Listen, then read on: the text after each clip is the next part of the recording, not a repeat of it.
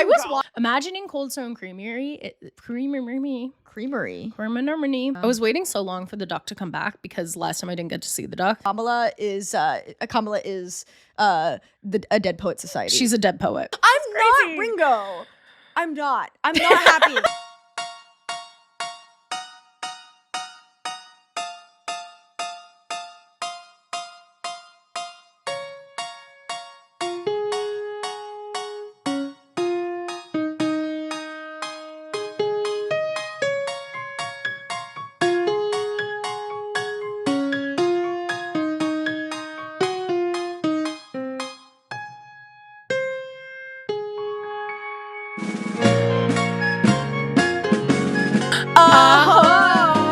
Welcome back to Girl Historians. I'm Carley. I'm Blair. And this is the comedy podcast where we talk about history and our girls. AKA the duality of man. Exactly. I was thinking I want to jump right into it today. I don't even care. I need to talk about I was about to say Hillary Duff endorsing Hitler. Yeah.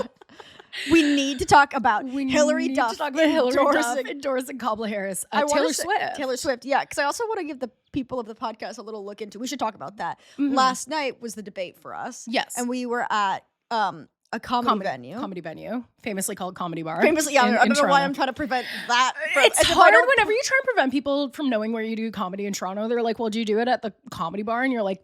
And also I posted on my fucking Instagram story. What am I trying to protect myself from?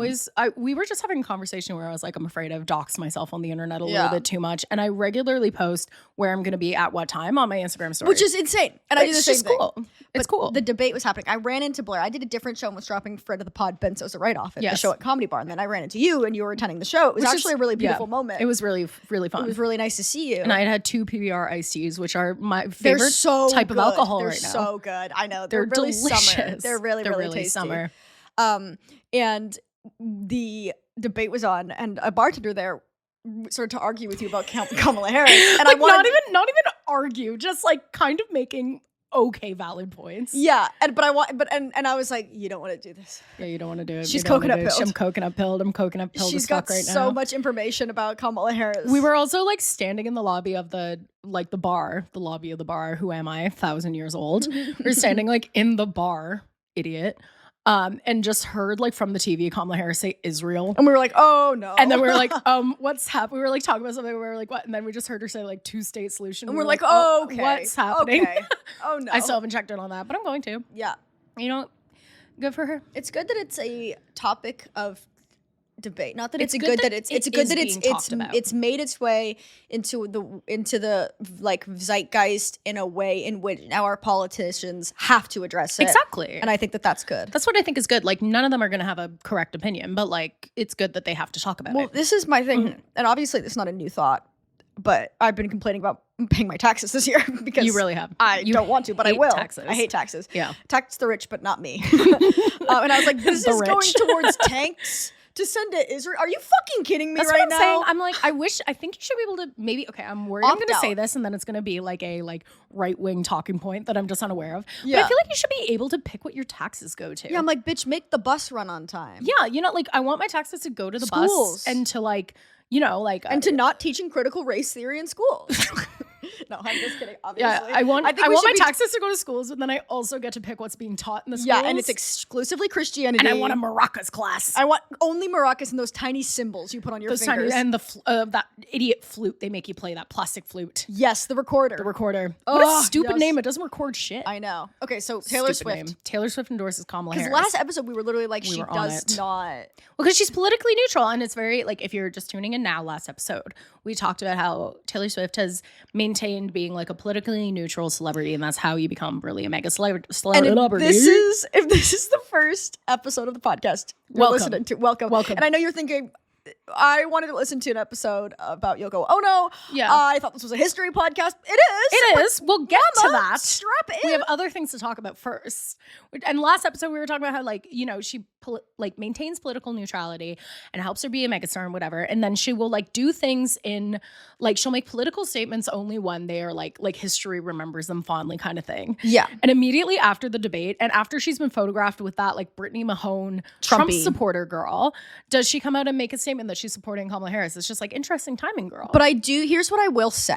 Because I agree. I'm so happy she did. And I am happy enough to eat my words in this, in that I was very much like, she's not going to endorse Kamala until it's so late that the voter registry, like dateline or whatever, which is also fucked, by the way. Dateline. You can just show up to a voting booth with like your driver's license and a bill in Canada and vote. Oh, like, the fact that y'all have to register is nuts to me. But no, I've never understood that, because like the last, like even now that I have my shit together, I still like forget until the last minute. Like, me too. Grab a piece of mail and like, then you just roll it in. They're like, okay, girl. Yeah, I think like you can register when I here, first moved, but you don't have to. Yeah, you can register and then you get a card, and that's great. I finally started getting my card like last year. Me too. Reese registered for me because he was tired of me being like, I'll just bring my hydro bill and my health card. Nothing but vibes going into the voting booth. I voted in advance maybe like a couple of years ago, and I didn't have a piece of mail because I just moved into my new apartment, and so I had nothing with my address on it except for my like credit card bill on my like app, like my bank app. I've done that phone. before too. And I just showed her. I was like, this is where I live, and they're like, okay, which you can fully edit, by the way, but love it. Like, but it's so easy to vote, and there obviously is still systematic problems. Absolutely. Don't get me started. I worked a polling booth one year. Did I tell you this? No, it was crazy, and it was wild because I was working the federal election. Yeah, because it was honestly, which one was this? This was the most recent one. Yeah, whoa. It was like 2 years ago, maybe. I didn't know this. Yeah, I worked a polling booth. I was like, when I wasn't Justin the person Trudeau at the got table. He got back in office. Stupidest election, waste of fucking money, but don't even get me started. I worked a polling booth, and I worked at a polling booth in my neighborhood, and basically there are these like buildings in my neighborhood that are a lot of like subsidized housing, and like what's that? What's the word I'm looking for? I think maybe. But I know what you mean, like low income. Like, it's low income housing, and they're like these big buildings, and they used to in the basement have like polling stations. Like they bring the polling station to the building, because there were just so many people. It like constituted its own like might as well just have a whole polling station here for everyone who lives here. And they got rid of that this year, so there was like 2 booths of like for people who used like live in those buildings who are all like low income people, and then every other booth was like totally empty, and people would just so like all the rich people who lived in houses and like nicer apartments and stuff like that would just walk up and vote and get out, and everyone from the low income apartments had to line up for like an hour and a half. It was nuts. That's actually really bad. It was awful. I was like, how do you guys let this happen? Like, that's embarrassing. Yeah. So all that's to say is there are problems in Canada. Yes. But we don't have to register. Yeah. It's giving systematically barring people of color. It's giving Leah Michelle can't read. How's she going to vote? Exactly. And her vote is going to count. It's going to count more than any other vote. Yeah. All that's to say is I was very much convinced that like she would wait till the last possible moment in which the voter registration deadline had passed, and it's like not worth it anymore. Yeah. Like, oh great, congratulations, but you haven't. And I think that her word is like, this is one of the only endorsements that I actually think really does matter, because I think that because she is politically neutral for the most part, her fans can actually be swayed by her opinion. Yes, for sure. Because they're also politically neutral, and they're like, okay, wig. Yeah, like, sounds good. Wig. Yeah, that's them being like, slay mama, let's vote. Wig. So I was like, she's not going to say anything until like it doesn't matter. So I think saying something after the debate, when it will get a lot of traction on her, and before the voter registration deadlines in all the different states, and talking about right to choose and things specifically, I was like, actually work. Like I have to put some respect. Maybe, and obviously it's because my expectations were so low. Yeah. But I was very, very happy with her being like, I'm a childless cat lady. We need to fight for the right to choose. We need to fight for all these things, and doing it at a time in which it will actually get the most like use or whatever. Like it's high impact. 100%. I was happy with that. I was actually like, it was one of the first times in a long time where I've been like, okay, thank you, Taylor. Yeah, actually, my bad. Thank you, Taylor. Because she'll oftentimes do stuff, and I'm like, Taylor, I know. Why? Hugging a Trump supporter is objectively insane. It's crazy. But like, you know what? I get it in a way that like sometimes you're like hanging out with someone new, and then later someone's like, by the way, they have wild political opinions, and you're like, cool. I'm so glad we took that group photo. Yeah. That is certainly going to be on Instagram carousels. Yes. All over the place now. Yeah. So, no, I do have mad respect for her in that way. I can be like really snarky about it and be like, interesting timing, Taylor, but like. And yes. And obviously, yes. Who cares? And obviously, who cares? Yes, but if you're going to be kind of like, everything with her is very premeditated. She's the mastermind, as she says in her songs. She's dropping Easter eggs. Exactly. If you look through the latest version of Dead Poets Society, it spells out Kamala. Yeah, and if you, in the track listing. Exactly. And Kamala is a Dead Poet Society. She's a dead poet. She's a dead poet. She's a Dead Poet Society. It's actually a reference to that. Is that the name? Did I say Dead Poet Society for the album again? Tortured Poets. Oh yeah, I didn't Tortured even notice Society. that. I didn't even register. Tortured Poets. I keep saying Dead Poets. Yeah, because it's what it's in reference to. There's this new thing. Tortured Poets Department. Oh, okay. I have this new thing in my brain where I think I'm maxed out on information. That's fair. So I just drop new information. No, I think that's fair. I drop new information all the time and just like replace it. Like it's. No, I think that actually makes a lot of sense. It's really hard. It's because I'm really smart. You have so much information in your brain. I just have so much information. I'm kind of like a walking. Well, you are my wisest friend. We've talked about this. Shut the fuck up. You're very, very wise. Thank you. What people in the podcast might not know at home is that I'm very wise. You're incredibly wise. You're very wise too. Thank you. Yeah, but I feel like if I had something where I was like, oh, I actually need some like wisdom, like I need a take on this. I can trust your take. I'm like the tree in Pocahontas, literally, because you don't have hidden agendas. It doesn't really feel like. I don't really have hidden agendas. The thing is, like, I kind of wish I had hidden agendas in a way, but like I cannot. You can't hide the agenda long enough. I compulsively tell people my agenda. Yeah, exactly. You can't not. You have to tell people your agenda or you'll die. Yeah.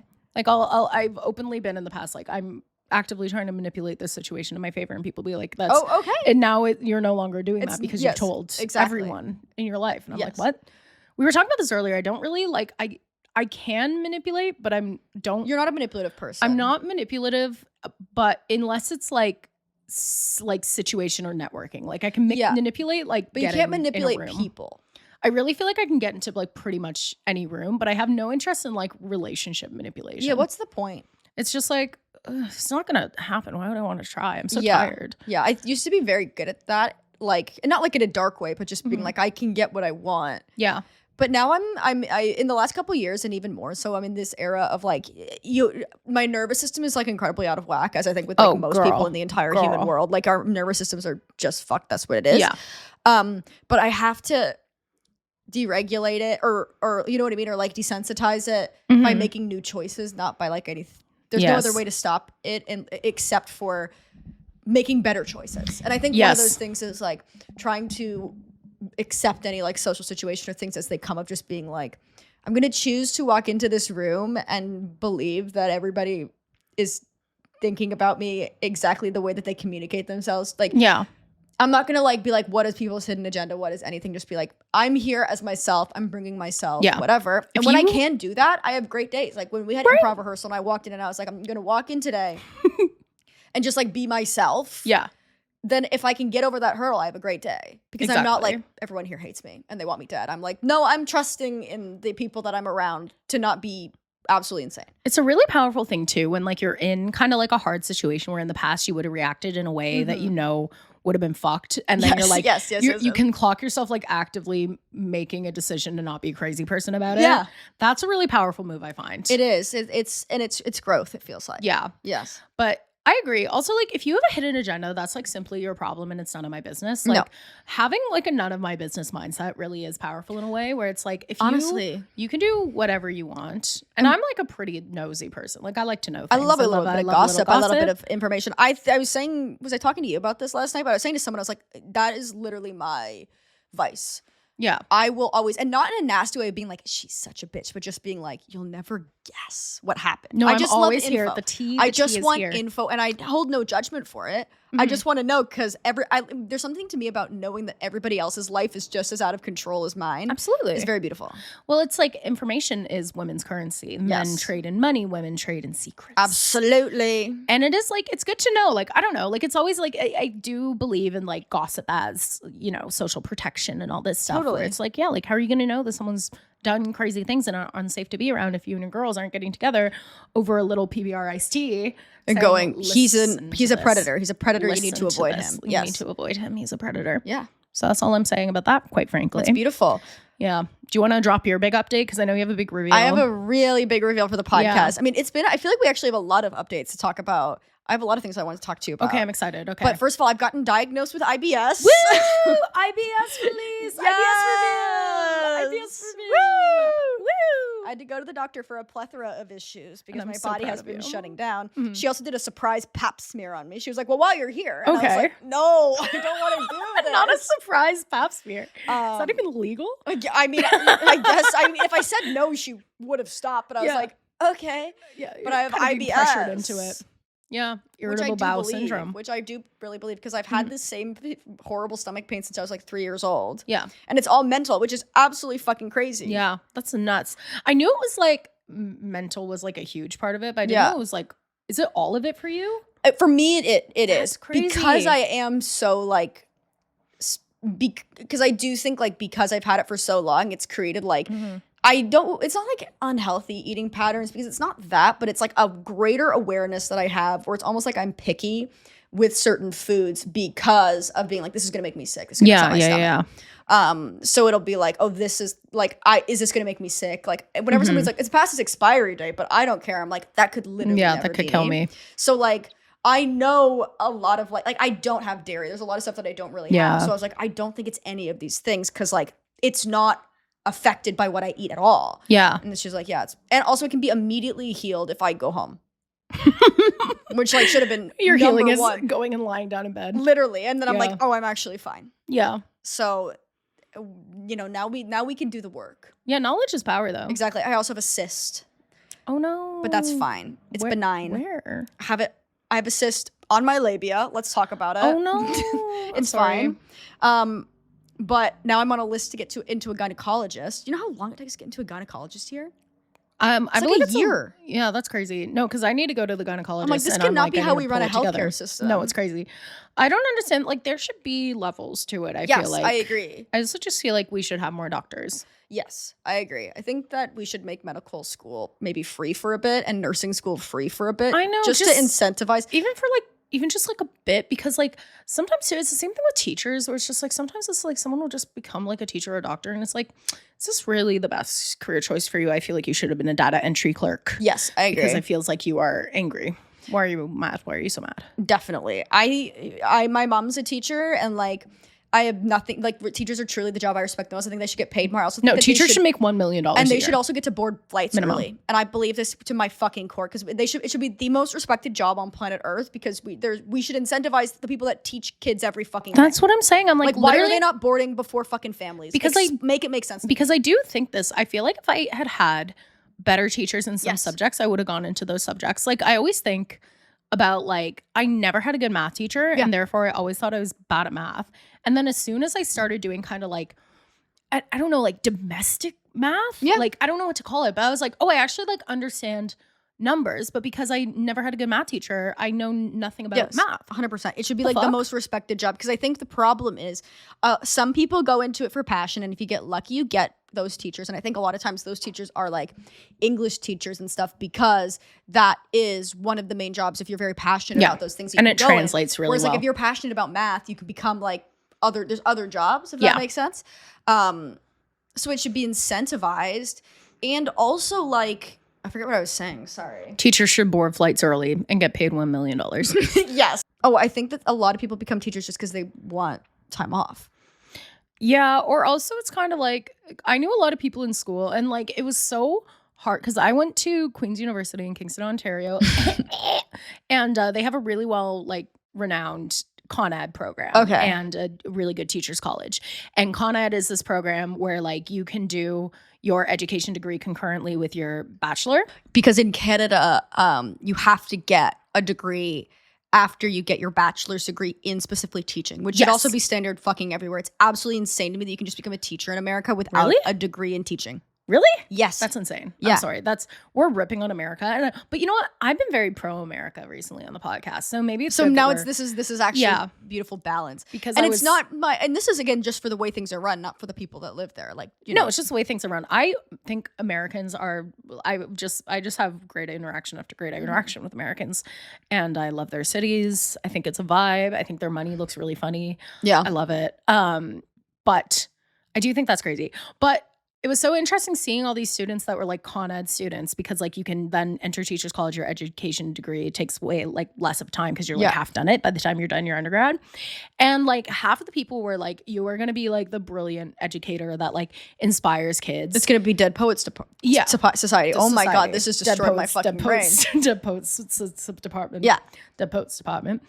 And then the other people were just people where it was like, oh, like you just like are not smart enough to get any other job that has any semblance of respect. Yeah. And so you're just going to be an angry, mean teacher. Yeah.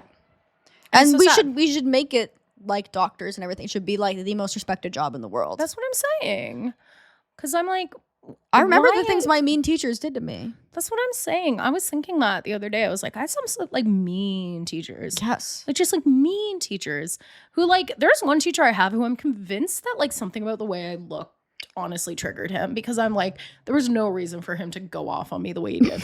Yeah. And mind you, I was probably a shit at that time. I was going through a lot at home. But still. I was like, why are you yelling? Yeah. Like never a 50-year-old man. Why are you screaming? This is my thing. There's just truly there is no excuse to yell in adult life unless you're being actively attacked. You better be being attacked if you're yelling at me. And that class was already high tension because our like these like high school students, my middle school was attached to a high school. And there were the high school students that would come in and like help teach our class. And then one day they stopped showing up is because one of them got stabbed in the stomach with a pencil during H1N1, the swine flu. No. Yeah, he coughed and like another guy like stabbed and we all like go into lockdown. And why the fuck did they stab him? Because he didn't want to. He like coughed. And so the other guy like took a pencil and stabbed him in the stomach. We had to go into lockdown. We were always in lockdown in middle school. Oh my God, all the time. All we did was lockdown. And it was always stuff across the street where people were trying to gang war in the We got in a lot field. of lockdowns because it'd be like, oh, a bank in town got robbed. And I'm like, well, I don't think he's coming here next. I think I can go home. For the money. Yeah, it's like, oh, I'll take this bag of money to the fucking high school. That makes sense. Yeah, that's what I never understood either. Like, I never understood fire drills. Like, I understand trying not to let children burn. I understand that. But I never understood why are you telling me to line up during a fire drill when simply if the building's on fire, I'm going home. This is my thought with every single thing of like any kind of actual danger in society. Yeah. And this is, again, the benefit of America, besides the fact that it's absolutely bonkers. So much violence. Yeah. But we've talked about this before where it's like whenever there's actually an active shooting situation, like Canadians truly do not know how to act. Canadians go and look. They watch. Like, anytime there's danger, everyone's like, oh, interesting. I've told this story before, but after the Raptors parade, when the Raptors were the world champions, like a fucking NBA basketball, I went to therapy, which is in this tall building, and then came down afterwards into the lobby. And it's a glass lobby. Yeah. And there was an active shooting situation in the mall. There's like a big mall, and the mall is like right by this building. Mm-hmm. And they're running through the mall, coming towards us, basically this shooter. Yeah. Okay. And this was fine. I don't believe even anyone died, but again, but it was people shooting. Somebody's shooting a gun. Yeah. And everybody is like just watching from the glass. And I'm like, babe, we're in a glass just pressing face up against the glass. We're in a glass box, and that person has a gun. And I just got they shot, I believe, at the building. So everybody like got back and got in. And my brain, again, I've been poisoned by America. So I'm like, I'm getting in the elevator. There's no windows in the elevator. Yeah, smart. And then they all get out again because they're like, oh, it's fine. He's only shot. He can't shoot at us again. Yeah. And I was like, no. And I just like, there was like 3 other people in the elevator, and I was like, what floor are you guys on? And we just like went to their fucking floor. Yeah. And I was like, we're survivors. Yeah, exactly. No, truly, like there have been, not that I've been like in a ton of dangerous situations, but every single time there's someone who has like the opposite of survival skills. Like when we were in the park, the two of us, like a couple of years ago on Victoria Day, which is a weird holiday that Canada has about a dead queen. Yes. Not the recent dead queen. May she rest. Queen Victoria. Icon legend. Miss her every day. Miss her every day. But this is, of course, you're talking about the fireworks war. So there were these kids that were like warring with fireworks. It was also like the only time I smoked weed in the last 4 years. So I was like a little bit high and already freaking out. And then there were children warring at each other with fireworks. Roving packs of teenagers shooting fireworks at each other. While everyone else is just also in the park. This was in a period, I feel like it's calmed down, but it was right after the pandemic. So every child was just brain rotted with mental illness. Oh yeah, absolutely. Like one of them shot a firework at a cop. Yeah, it was nuts. He just shot a firework at a cop. Which I'm like ACAB, but you still can't do that. Yeah, I'm like ACAB, but he can see your face and he's gonna arrest you. Like, don't be crazy. But we were like walking down the street because we were just kind of like hustling out of there. Like, it was honestly like quite scary. Yes. Like, A firework went by Meredith's head and almost exploded her head. It was horrifying. And then I can't remember. I think it was also Meredith who was just like, we were walking down the street and she was like, let's go hide in this alley. Yeah. And I was like, and you and Matt were like, no, do not. No, when you were in danger, do not go down a dark alley where you can get cornered. Yeah. What is your... No. I know. Thank God Matt was there, honestly. He was good. That was good survival instincts. That was good survival instincts. Because my instinct in that stuff too is like, I really have a hard time in environments like that in a group. Because I'm like, if it's me, I'm just gonna not like go away from the group, but like we need to get off this main road and just create fucking space. Like, yeah. But like we couldn't do that. And Matt's like, we just need to start walking. And I was like, I really, really don't want to be here anymore. Yeah. I would really like to leave. I would like to leave fast. Yes. So I found that so difficult to just be like, we just have to walk fucking slowly to a bar or whatever. And we did go sit on a patio and have dinner after that, which is crazy. A crazy decision. And honestly, that's kind of life, isn't it? Like even in the darkest of times, you can still go patios. on patio. You can go still have a patio dinner. I just got a text from my friend asking me if Fall Out Boy has ever covered the song Breakfast in America, which is crazy because they literally Gym Class Heroes covered it and Patrick Stump sang the hook. So I don't know what the fuck he's talking about or if he's trolling me, but like that's such a stupid question. Not for me. You know that? Take a look at my girlfriend. Girlfriend, she's the only one I got. That's Gym Class Heroes, and singing that riff is Patrick Stump of Fall Out Boy. Okay. And he's listening to the original version of Breakfast in America, being like, "Hey, has Fall Out Boy ever covered this? They'd be great at it." I understand. No, I understand now. It's not for me. If you were a Fall Out Boy fan, I wasn't. You would be like, "That's crazy." Yeah. It's crazy you didn't like Fall Out Boy. I do think that I understand that it's crazy to be like, somebody should do this, and you're like, yeah, and so they did it. So they did. Yeah. I got it. This was an unsatisfying That's okay. thing to bring up. That's the thing about podcasts, is that you're not always going to be satisfied. No. It's TIFF. Fine. So it's TIFF. It's the Toronto International Film Festival. So it's TIFF. There's so many celebrities that I'm not seeing in town. Can I show you a video I took of Andrew Garfield on the street? Yes, on the street. Because I saw that man is for the streets. Honestly, I was literally talking with Reese because we went to see the world premiere of We Live in Time inadvertently. We didn't know. We thought it was a regular showing. It was the world premiere, and Florence Pugh was there in a gown. Like, we were not dressed for it in any way. Wait, someone said she wasn't there. She was. Okay, someone she lied didn't to do me. The red carpet, I don't believe.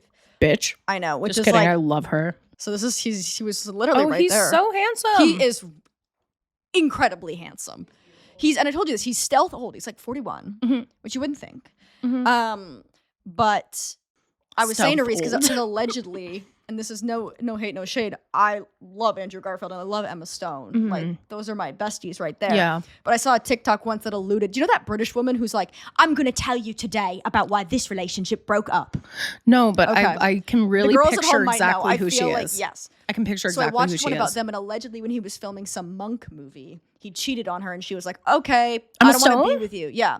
Bummer. Which is kind of like actually slate. Like, I think he was kind of used to like whatever, like actor on again, off again relationships. And she was like, well, if you're going to cheat on me, we can be friends, but we're not going to be together. Yeah. So that's like why they like still have like lots of mutual respect. Cheat on Emma Stone. But this is the fucking Jay-Z cheating on Beyonce. It's never about the person who's being cheated on. That's still so crazy because Jay-Z was reaching so above his. You've already like what is wrong? You've won. You've won a freaking jackpot, dude, and you're cheating on Beyonce. I will never get over it. Yeah.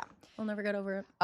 So I was literally like on the subway there, I was saying to Reese, like, because he's also famously dating a witch now. Do you know this? That Andrew Garfield is dating like a witch. I thought you meant Reese and that you were a witch. So he's dating a witch now. So he's dating a witch. Me. No, like Andrew Garfield's he's dating like a witch. Yeah. What kind of witch? She's like kind of like and again, nothing but love and light. I think that he's gonna watch this and I want him to like me, which is like actually mental illness. Yeah. Hey, Andrew Garfield. Hey, Andrew Garfield. I do sometimes wonder if we have a stealth celebrity fan. We should. It's about time. Yeah.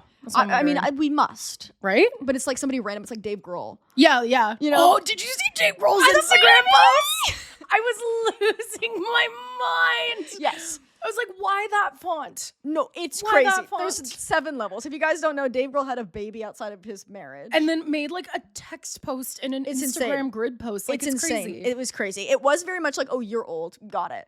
I respect it to a certain level of like, okay, obviously you were trying to like clear the air, figure it out kind of thing. But I'm also sure like with your marriage, like a lot of people say like with like couples therapy or whatever, like you have to have like a you have to admit it kind of thing. Like there has to be like a big like shame come to Jesus moment of being like, I did something wrong. So that kind of felt in line to me with like what that would be of like one of the like things, the agreements if they're going to kind of like try and stay together is like, you need to publicly admit that you've done this horrible thing to me. Which wouldn't be my hit, but go off.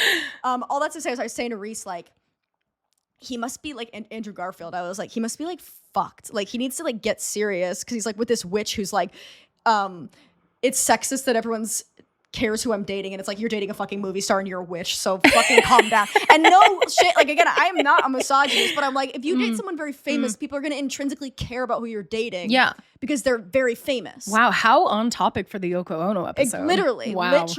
Okay. But and she's also like a scammer, like not even like a Wicca practicing funny. For like she's the kind of thing that's like, I will clear your chakras for you. For $7,000 million. Dude, she rocks. I know. I have nothing but love and light for the witch, which is what me and Reese call. I love a witch. But I was like, I wonder if he's like fucked up or whatever. Just like, you know how you talk about celebrities as if you know them and you have any right to talk about I wonder their if he's like fucked. Like, I wonder if he's like something's wrong with him. Yeah. And then we arrived and it's like, he's being so nice while all these girls on like the red carpet are like screaming at him and being like, Joe! And he's like, sorry, I have to go in. And I was like, oh, I actually take it back. If this happened to anyone, they'd never fucking be normal a day in their life. Like, this must scramble every celebrity's brain just to be met with like either pure vitriol or just screaming adoration, undying love. So all that's to say is I was schooled. Yeah. And then I had an IBS flare up at the talkback. Oh no. Where they were just talking about process. And I'm sorry, actors out there, nothing but love and light to you. No one cares about your process. Well, it's like talkbacks too are such a scam. I talk about this, but I saw this really horrible TIFF movie like a year or two ago. I can't remember what it was, but it was like actively offensive. Yeah. And I did not know it was the premiere. So the director was there. This is the best thing about TIFF is you show up to a random movie in your jeans. And it's just like, by the way, Francis Ford Coppola is there. No, this is the movie I went to, the Bonjour Tristes. Yeah, you were at the same movie. Was Chloe Sevigny. Yeah. There's no world in which I should be watching this movie the same time Andrew Garfield and Florence Pugh are watching this movie. Yeah, it's nuts. Like it feels very weird. Like I forget that Toronto is like a hub. It feels wrong. It feels incorrect. I agree. In a ton of ways. But I was watching this horribly offensive movie a couple of years ago at TIFF, and it was so long. It was like 3.5 hours long. It was like, and I'm not one to like really just kind of like point the finger and call things offensive. This was offensive. Yeah. And I won't put it on blast. You would not know it. Do not worry. Yeah. It did not get popularity, thank God. But at the end, the director came out and then did an 1.5 hour long talk back. That's tough. Where like she gave context to what the filmmaking process was like. That made it, well, I mean, she was girl bossing. She was a she. This is what I'm saying. Like women can also make offensive films too. Women can make extremely offensive films. And then she made this statement about how like one of the characters in like the movie is based off of this woman she knew with like mental disabilities. Okay. And she tried to put her in the movie. And then was like, oh, she was like too hard to work with. So we like trained an actor to mimic her like movements and her speech patterns and stuff like that. And I was like, girl, I was already offended by your movie. Don't explain this. Now you just admitted to exploiting like a mentally vulnerable disabled woman. person. Yeah, that's horrible. Like what? Oh, ugh. That's bad. I wanted to vomit, and I couldn't get out. I had to sit there through the whole thing, just being like, I'm gonna kill myself.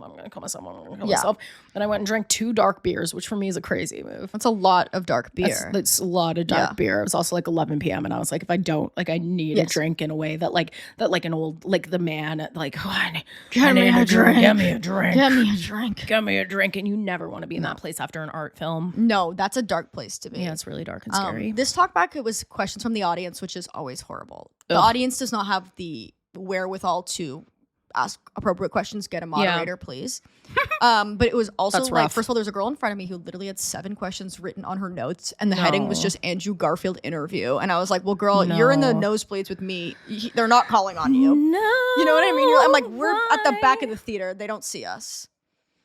But then every single basically question turned into them being like, you know, Florence, we really created a space together full of trust and respect, and we were able to just kind of like hold each other in that space, and it would just be that for literally 25 minutes. It's like, what are you even talking And I was like, no one cares. Like, respectfully, they're very charismatic people. They're on their acting fucking bag in this movie. Okay, slay. Like, we live in time. It's just Andrew Garfield and Florence Pugh being like, we would like to win our Oscars now, please. It's actually truly amazing. Like, watching that, I was like, oh, I'm never gonna be a good actor. If this is what good acting is, like, this is actually like ineffable and crazy. Yeah. So it makes sense that they do want to talk about acting, but I think it's a very hard thing to talk about in an interesting way at all. Yeah. But that's rough. So then I'm seeing Nutcrackers tomorrow. Fun. Which is the Ben Stiller kind of comedy. Oh my God. And then I'm seeing Queer, the William S. Burroughs movie. Jealous. And then I'm seeing a lot this year. I feel like I never do this. I know. This is like a lot of movies. Because I kind of went with a bunch of people and was like, to my sister, I was like, we should see a movie together for TIFF. And then with Reese, I was like, we should see a movie together. Yeah. And then I just got tickets to Queer because I wanted to see it. Yeah. I'm seeing a movie called Jane Austen Ruined My Life, which is like a random French movie. But I was like, I like Jane Austen. Yeah, sounds good. Yeah. I might try and see one more TIFF movie, but like I find the whole experience of going to see TIFF movies like a little bit overwhelming. Yeah. So I've seen one, and then we also saw the Conor O'Malley movie. Yes. Which was at like this like Midnight Madness kind of thing. It's not a TIFF movie, but it was like adjacent, like it was happening during TIFF, and Conor O'Malley was there, and it was excellent, called That was Rap amazing. World. Yeah, that was amazing. And that kind of satisfied my like film need. And then I saw Bonjour Tristesse. Yeah. And now I'm seeing one tonight, and I think that's honestly probably that's enough enough, I think. I mean, I just love it. Like, it truly tickles me in such a way to like, it's either the kind of thing where if I'm not participating that year in TIFF, I'm actively complaining because it shuts down the entire fucking city just so celebrities can get carted to a theater to watch their movie. Yeah, just standing on the corner of like King and John. It's not like, being able that's to crazy. Move. Yeah, like it's this insane. corner is so covered in piss. Yeah, and this is where we're so dropping expensive. Florence Pugh off here. Here? That can't be right. No, that feels wrong. Yes. It's like there's a vape store right here. We can't be dropping Sydney Sweeney off by the vape store. We have to show her our city. Yeah, we have to show her that. Bring her to Dundas West, please. Exactly, Westfest. Bring her to the Get Well. This is what I'm saying. Show her the cool things. Why is she seeing this? You know what we should go to on Saturday? What? The Polish festival. Okay, I'm into free. that. Get some pierogs. I'm into that. Get some pierogs. I want to go to the farmer's market on Saturday. Ugh, okay. But that's early. It closes at 12. Isn't that insane? That's crazy. I will not be awake. You can go to the farmer's market. I'll meet you at 3 at the Polish festival. Yeah. I'll meet you later when I roll out of bed. Yeah. If it's the Polish festival this weekend, it means that it's a year from when me, you, and Sarah went to see that big duck. Yes. I love that duck. They sometimes just bring a big duck to the Toronto harbor, and it's just a big rubber duck. Yeah, but it's like this what? time it was on land. Yeah. I was waiting so long for the duck to come back because last time I didn't get to see the duck. And then this time they had it on land. They didn't even have it in the water. They didn't even have it in the water. It was so fucked. I was so pissed off, but it was still awesome. I love rubber duckies. And I'm not ashamed to admit it. Okay. And that's you can't make me ashamed. You can't make me ashamed. Okay, welcome back. Today we're doing an episode on Yoko Ono. Yes. Okay, before we start, I need to say, I kind of think I got a little bit into my head that I was going to research Yoko Ono and be like, I'm obsessed with her icon. Okay. I'm a little bit conflicted about how I feel about her. Okay. To be honest. I'm excited to hear. She's very cool. Yeah. But like, it's a bit crazy. Okay, I'm excited, but this is still, content in a way. Yeah. You might go in with one expectation, but to have your expectations proven wrong is still, interesting when it comes to research. Yeah, I feel like I think I might have like overcorrected ever so slightly with the whole like people hate Yoko Ono even though she's like amazing. I'm like, probably she's fine. Like I think that people probably hate Yoko Ono for the wrong reasons. Yeah. But I still think she's treated wildly unfairly. Yeah. But she has done some crazy I'm excited to hear. shit. So also made a wild choice again to not wear socks on the pod. It's okay. Get the dogs out. Yeah, get the dogs out. It's important to get the dogs out. Okay, so Yoko Ono. She's born February 18th, 1933. So she's 7 years older than John Lennon. Love. Which is a note. She's born in Tokyo, Japan, Empire of Japan at the time. I've heard of it. Yeah. She's, we know her. We love her. She's Yoko Ono, okay? She was born to a really wealthy family. Like, really wealthy. Okay. Like, descended from emperors type Okay, family. got it. Yeah. So she's got, like, a lot of money. She has a very privileged upbringing, right? It does make sense, at least in the context. I know that her life gets horrible in a second because of the war's coming down the barrel. The war is coming down the barrel. Down the barrel in a big It's coming way. down the barrel. But you don't just become a performance artist. Because you're trying to work your way out of blue poverty. collar background. Yeah. That's not really an option for certain people. No, it's not really. Not really. I feel like it's not even really an option for me, and I do improv. Yeah, and exactly. my background is not. I'm not. It's not. defined by the abject poverty that some people have experienced. Exactly. So she comes from a very privileged family. Her father is kind of like, he works for a bank. So like the family she's in are kind of this like class of people that are known for like working in the banks. I was trying to understand it. But not like teller. No, like bankers kind of thing. Like the head of the bank. Like I'm picturing the Monopoly Man kind of vibe. Like they're like, we should invest all this money into oil. Yeah, and Park Place and put surely nothing bad is going to happen in Japan. Nothing bad has ever happened in Japan. Bad is ever going to happen in Japan. So it's I'm sure that someone who is Japanese or is more well versed in Japanese history could tell me what the bank is all about. But it's like this idea of like this like branch of the aristocracy that was like known for doing like running the money. They were like renowned for, and so she's raised in this like wealthy family. They're well off, they're well to do, et cetera, et cetera. Her father gets not stationed, but like sent over to America for work. And so for a lot of her childhood, up until really she hits like full adulthood, they're between the States and they're in Japan. So they're going like a little back and forth at different times. Like her dad, for example, is like away working in America at the time of her birth in Japan, and she doesn't actually meet him until she's 2 years old. Whoa. Yeah. So it's like a lot of stuff like that. She thinks of her childhood as like being very like kind of neglected and ignored kind of thing. Yeah. But again, that suits the narrative of a performance artist. So yeah, exactly. They're, pretty high status in the community, but they're still obviously very affected by the war. And during the war, they let me find the name of it. World War II. It's not what I meant. I believe it's World War II. So it's World War II. But basically they bombed the shit out of Tokyo. And even though she lives in like a rich neighborhood that like isn't very effective, they still like evacuate to this kind of like mountain resort, kind of like rural, like remote area. And in it, like they have to like beg for food. Like they're carrying all their belongings around in like a wheelbarrow, et cetera, et cetera. And this is where she kind of says that like, this is where I learned to be like hardened about life. Yeah. And that'll do that. Like that'll do it to you. That'll do it to you.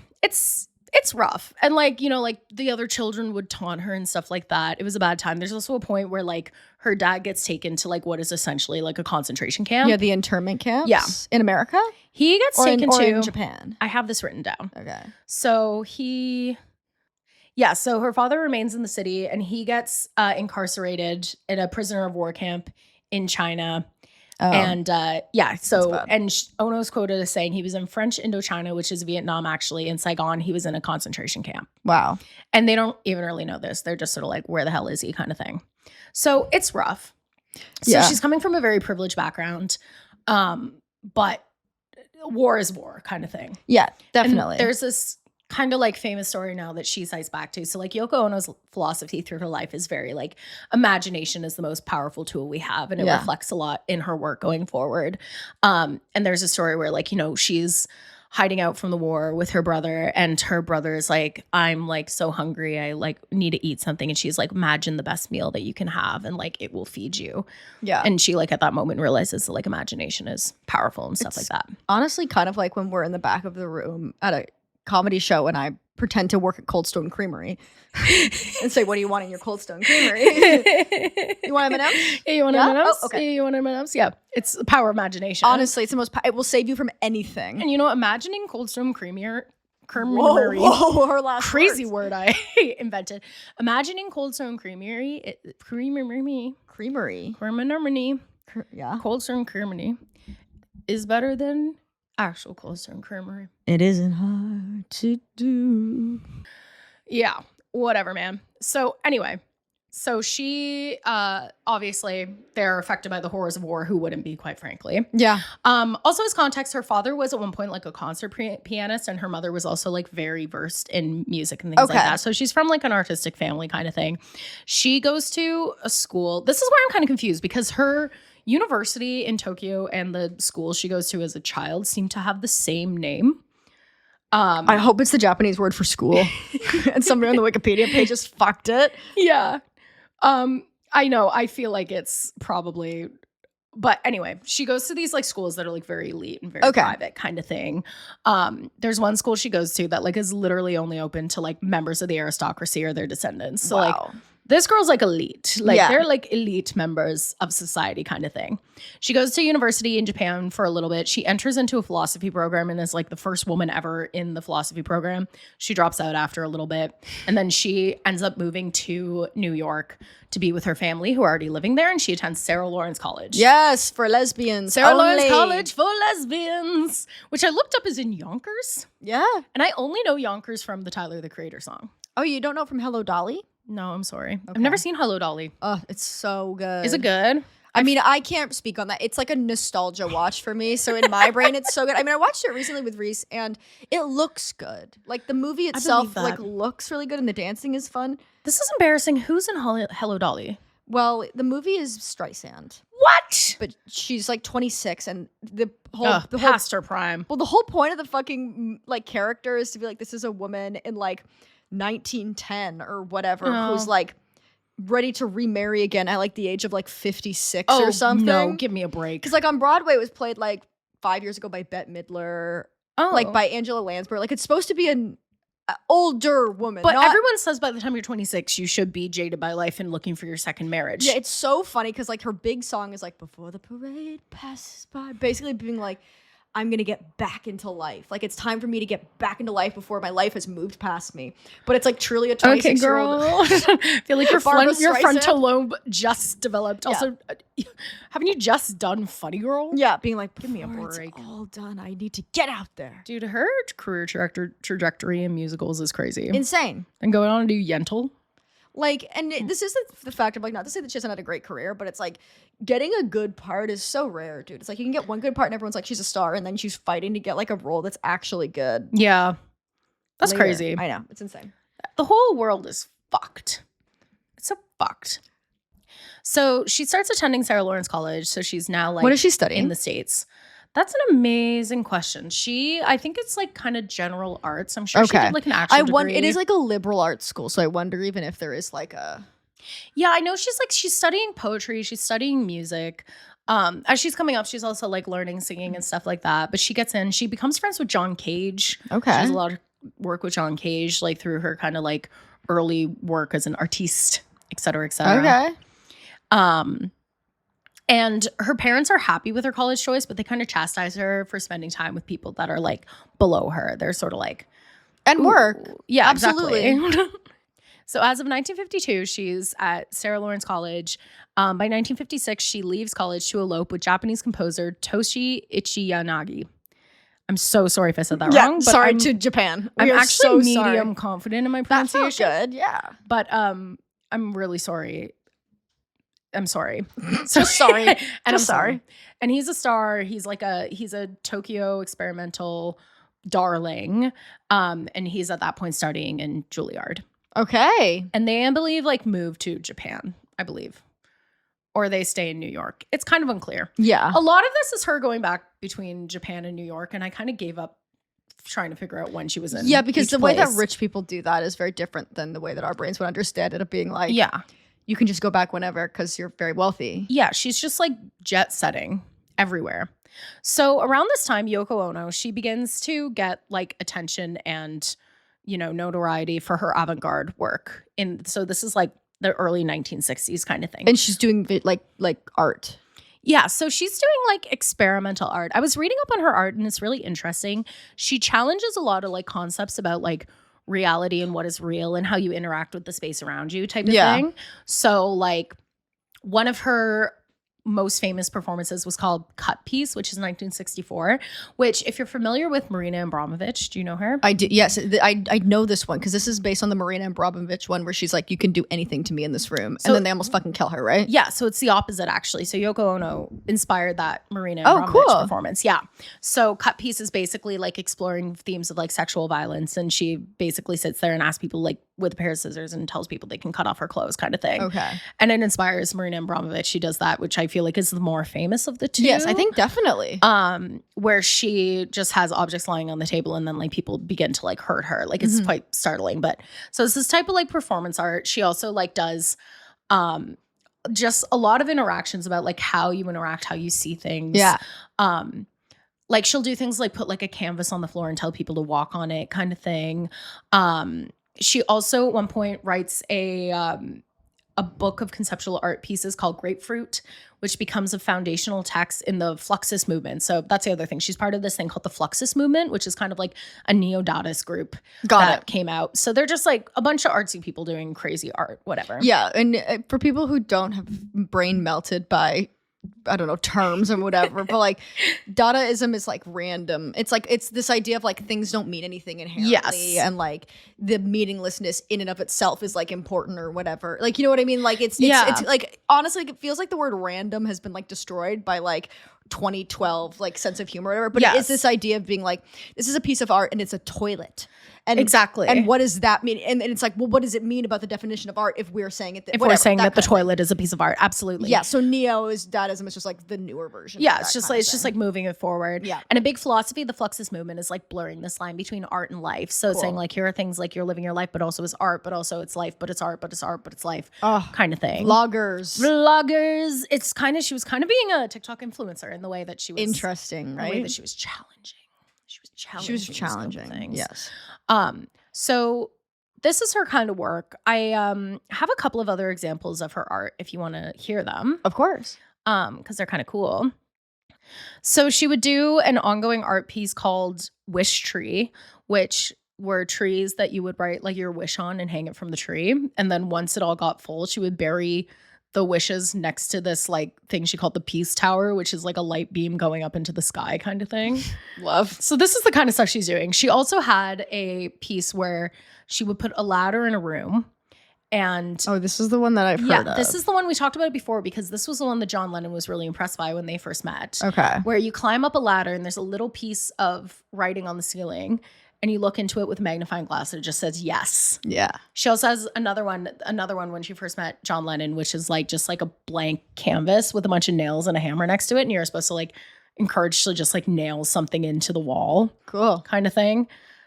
She also had a performance art piece in 1967 called Half a Room, which is literally just a room, but all the furniture is cut in half. This is the kind of shit you could be doing if money wasn't an option. Yeah, exactly. Think of the stuff we would all be doing if we could just do whatever we want. That's what I'm saying. The improv comedy shows I would do.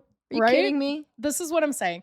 So her art's very like experimental. It can seem kind of jokey, but like it is important. Yeah, I agree. In the scope of experimental art, like she's doing really cool stuff. So she starts to get like a lot of notoriety. And there's also, I think, an impulse. And obviously, like, we're making fun, but I make fun of literally anything on this podcast. But like, if things kind of engage with like silliness, it seems unimportant. Yeah. But like in actuality, like this engaging.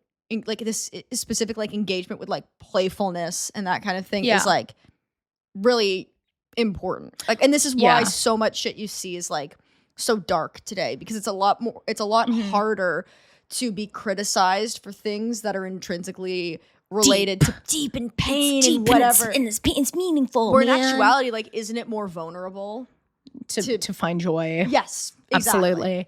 Yeah, and especially like I think that where experimental art gets a lot of flack is that like it's really hard to trace where things in the mainstream have roots in experimental art. You know what I mean? Like I think a lot of what goes on now, like particularly like in theater spaces and like audience interaction and stuff like this, like those do all come from experimental art just being kind of put on larger and larger scales. Yeah. And even like experimental music, like a lot of the music that they get ripped on for, like her making when she does get together with John is like, no, it did like get filtered down into the mainstream and is like extremely influential in genres like alternative and like rock and like, you know, even like, and we'll talk about it, but like in dance music. Well, and also it's not for you. Like that's the point of experimental things. Like it's supposed to experiment. Maybe it won't always necessarily be something that you identify with or even something that you get, but the purpose of it is to like, spilling water on me. But the purpose of it is to like explore the bounds of like the definition of what these things are. Like what can be art, what can be music. Like the purpose of experimental music is not to just make a top 40 song that somebody who likes the Beatles will listen to and like. Like that's not what it's about. Exactly. It's about like how far can you actually push your mind to think about things, and how do you think about something. I remember I had a breakthrough in my like third year university because I had this professor who was very like, she was kind of known for being like very quirky and like no one could really understand her. And she would always talk about these kind of like whack concepts. And I remember I had this breakthrough because I was like, oh, I finally understand that like her deal isn't to teach you. Like she's not trying to teach you anything. She's trying to get you to like look at things differently. Yes. Yeah. So it's like if you're being like provoked to look at something in a different way or in a different light, like to see something as a representation of itself, it's a way to challenge thinking. Yeah. And I mean, we have a greater issue in our culture, right? Of like critical thought and like the exploration of thought and art is thought of as intrinsically less valuable than other things, when it's like, I'm sorry, like being a business consultant and thinking about more and more ways to encourage capitalism to destroy the world is way worse. Yeah, exactly. Than just like, obviously you can think of something as silly because it's not necessarily objectively useful. But if we don't have people doing these things and pushing things in different and more interesting directions, then we get kind of where we are now with critical thought, and criticism as a whole, of being like, we're now in this weird place where like nobody understands anything anymore. Yeah. And because we've become so stupid as a culture that like people are like, I don't like it, it's bad. Yeah. As opposed to being like, it's not even about being liked. Like that's not even what this is meant to be doing. Right. So it's like, because we've kind of gotten to this weird place where like these things aren't valued, like just the understanding of art isn't valued, the pushing of bounds of what art or literature or music can be isn't valued, understanding and criticizing and engaging with art and literature and whatever isn't valued. We have a bunch of people with marketing degrees. I have a business degree, I can talk about it, but nobody knows how to read a book. Yeah. And like they can read it, but then they just go, this is bad, this is good. Yeah. They don't know why. They just assume that your taste is correct. Yeah. It's really bad. Yeah. It is kind of like, and that's the world they're operating in with this art, is like, you know, like how do you think about things, especially like a lot of her work involved everyday objects. So sort of like when you see a chair, what do you see? Like, what does it mean to you? Like, it's this kind of like, and I get it. I think a lot of it can be seen as kind of like frivolous. Like you only do this when like you don't have to worry about like real world things. Yeah. But also like I do think that like a lot of times we get fed that like as like, you know, working class and like, you know, the 99% of like, well, none of this matters. It's like, well, like actually, if you are taking the time to see things differently and what stuff might represent and how things might like, you know what I mean? Of course. And that's also obviously like capitalism telling us this, right? Being like, hey, workers that we need to exploit their bodies and labor in order for us to remain rich. Yeah. Don't think too big. Yeah. These things are only for people who don't work, and not working is bad. Yeah. And like, obviously, yes, it's fucking annoying to see people who don't work do stuff. But when in actuality, like what you should be doing with that information is like being like, this is the kind of thing people get to do when they can exist beyond the oppressive structures of capitalism. Absolutely. Like, yes, we would all be doing fucking stupid stuff if we didn't have to make money. Yeah. Because how amazing would your life be if you didn't have to make money? So yes, obviously we're going to feel anger towards these people. Yes.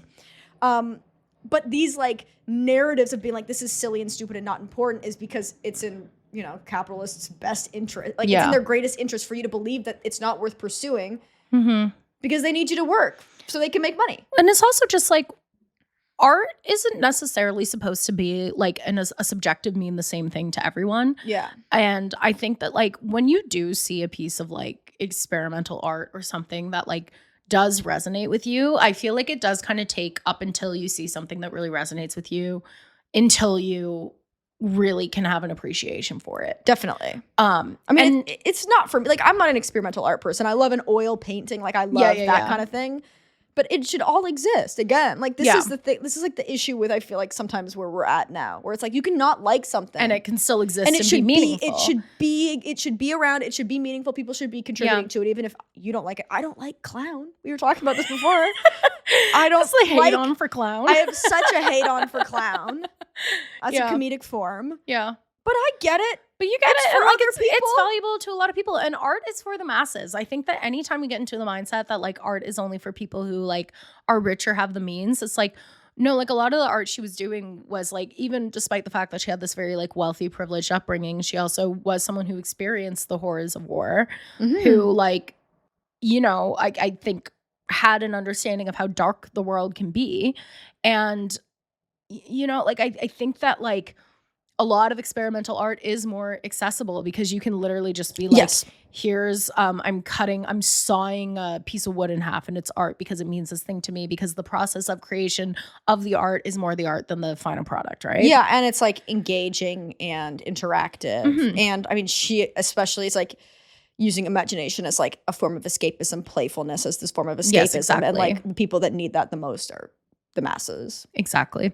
So Yoko Ono and her first husband divorced in 1962, but they've been living apart for several years. Okay, yeah. Yeah. And on November 28th of the same year, Yoko Ono marries Anthony Cox. He's an American. He's a jazz musician. He's a film producer. He's a promoter. He's a dude about town. Great. I believe they actually get married in Japan, but he's a American. Again, the back and forth between Japan and America, we'll never... What life must out. be like. Jury's She's out. bi-coastal. Yeah, exactly. So he had heard of Yoko Ono in New York, and after Yoko Ono divorces her first husband, she goes into like a depression and she tries to kill herself.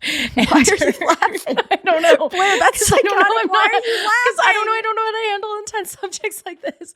She's wildly depressed. She tries to kill herself, and her family puts her into a mental asylum. Which in the 60s is obviously rough. Yeah, it's gotta be rough. And then Anthony Cox goes and tracks her down and gets her out of the mental asylum, and they get together. Yeah. And so they get married. Crazy. But then fucking say that fact. I'm That's sorry. so funny. I'm not laughing because it's funny. I'm laughing because I'm stressed. You're uncomfortable. I'm uncomfortable. Yes. I laugh when I'm uncomfortable. So, but then she actually had neglected to properly finalize her first divorce, so their marriage was annulled. Okay. And this girl's just A out mess. about town. Yeah. So then they have a daughter named Kyoko Chan Cox, and she's born on August 8th, 1963. So then she ends up divorcing Anthony Cox on February 2nd, 1969, and then she marries John Lennon later that same year. So as we know, she met John Lennon in 1966 at one of her art galleries. Okay. And he's kind of like making fun of her art project, the one that's just like the canvas where you're supposed to like hammer in a nail. And he goes up to it and it's not finished, and he's like, oh, like, can I put a nail into this? And she's like, no, it's not finished. And he's like, oh, well, maybe I can like pretend. Well, like he's just being cheeky. But then he sees the like thing on the ladder. The yes the ladder on the thing ladder. Where he sees the yes on the ceiling, and he's like, it was so inspiring. It was so inspiring. That's this how I is imagine very him me, saying though. that. I feel like I really do identify. We obviously did the poll on the Instagram about which Beatle we are, and everyone said I was John, which is fucked up. Dude, you were neck and neck John and Ringo. I know. I was watching. Why does everyone think I'm Ringo? I was watching that poll being like, I've just ended my friendship with Carley because I am going to have to break it to her that she's getting voted as Ringo. I'm not Ringo. I'm not happy. I'm not happy enough to be Ringo, and people don't like me enough. I'm not happy. Not in the way that everyone likes Ringo. Yeah. If I left, they'd be like, she's being a fucking drama queen. Yeah, but she can come back. You got John like crazy, and I kind of agree, honestly. Yeah, so. I do. I see that. And I'm saying, like, I too would go and be like, the way I flirt is openly make fun of somebody's livelihood. Yeah. And then I see one thing I like, and I'm like, actually, this is awesome. actually, the best thing that's ever happened. Actually, this is the best thing that ever happens. So, also, just as a little side note, so in 1971, they have a custody battle over her daughter, Kyoko Chan. Anthony Cox, her ex-husband at this point, who I guess they were never really married. Again, confusing. He says that she is like an unfit parent due to her drug youth. And her drug youth. Damn it. She's using heroin at this time. Yeah. And you know what? Also just being, I get it. And you know what? Yeah. I rest my case. But then Anthony Cox changes Kyoko's name to Ruth Holman and raises the girl in an organization known as the Church of the Living World. Oh, no. And then she does not see her daughter again from the time she's 8 years old until 1998. 1998? Yeah. Which is crazy. And apparently, like, John Lennon and Yoko Ono are looking for, like everywhere looking for years for her. And they can't find her because he's changed her name and, like, hidden her out in, like, Texas or something. Crazy. That's evil. So I'm just saying, like, it's similar but different with John Lennon, where it's just like, yeah, they're like a bit crazy, but also like the trauma. Yeah, that's bad. Yeah, it's rough. So her and Lennon have met. They're at this little art exhibition. They're cheeky. They're being cheeky together. Mm-hmm. And Yoko Ono says about it, she was like, I was very attracted to him. It was a really strange situation. They start writing to each other, having like this correspondence. In 1967, John Lennon sponsors Yoko Ono's Half a Wind show in London. And when John Lennon tells his wife when John Lennon's wife, Cynthia Lennon at the time, asks why Yoko Ono is calling the house so much, he says like, oh, she's looking for money for her avant-garde bullshit. Which is crazy. Me when I lie. Yeah, me when I lie. Yeah, and then he was like, by the way, I'm still beating the shit out of you currently. And addicted to heroin. And and a bad father. Just casual. A casual heroin addiction and just deep disinterest in home life in any way. Just casual vibes. And then in early 1968, when the Beatles are on their famous trip to India. Iconic. Ringo's got Tupperware of his own food. He's got Tupperware. He's got cans of beans. Because he doesn't want to eat the tikka masala. Exactly. And George is trying to transcend. And Paul's Paul thinks it's a fun kind of group bonding thing. And Ringo's like, I just want my beans. Yeah, it's like, I'm going to shit my pants. I'm going to shit my pants. Honestly, in that way, I am Ringo coded. Being like, I had to bring my own beans. I'm sorry if this is offensive to your culture. I had to bring my own beans. I'm unfortunately terminally English. Sorry that you guys are offended by my beans. Yeah. Sorry that you guys don't think it's normal to take an entire suitcase of beans on the trip. Sorry I'm getting freaking canceled over some fucking baked beans and bread. But what's the point of being a drummer in the biggest band in the world if you can't bring a suitcase full of beans to India? That's what I'm saying. Can you imagine if we go on a trip when we go on our next trip and I bring an entire suitcase and I'm like, it's full of olives. And I'm like, okay, so girl, I think they might have olives there. No, I don't think they will because the olives there are going to be fucked. Okay. The olives there are going to be fucked. I need my beans. I need my olives. We're going to New York. No, but they don't have beans there. They famously don't have beans in New York. Yeah. They only have beans here. So when they're in India, they're being crazy. It's just insane. John Lennon, he's writing the song Julia. And at one point he says the line, Ocean Child calls me, which Yoko is like, Yoko Ono, Ocean Child is the meaning of her name. Oh. So he's like, Ocean Child calls me. He's like, ooh, we're sexy, sexy, sexy. In May 1968, when Cynthia Lennon was on holiday, John Lennon is like, Yoko Ono, come over and visit me. Oh. They spend the night recording tape loops, which is, what you do. Okay. It feels like you should just be having sex. I would honestly, if I was Cynthia, I'd be like, I literally would rather you two have sex. This is honestly, this is why I need a Friends with Benefits. So I can invite them over and we can do tape loops. Do tape loops. Yeah. Could be like, I'm going to say the word beans into the tape and play it over 100 times and see what it sounds like. Okay, maybe we could just have sex instead. Beans. What if instead we just had sex, though? Beans. I'm going to go. And then apparently they made Love at Dawn, which is horrifying because they spent all night doing tape loops. But find someone who matches your freak. Find someone who matches your freak. Someone who will do tape loops with you all night, and then at 7 a.m. say, let's have sex. Now I'm bricked up. Yeah, I'm bricked up after all the bean loops. Beans. Oh, fuck. Yeah. That's insane. So they're making all this music. When Cynthia Lennon returns home, Yoko Ono is just like sitting at the kitchen table wearing her bathrobe. No. She's just sitting at the table.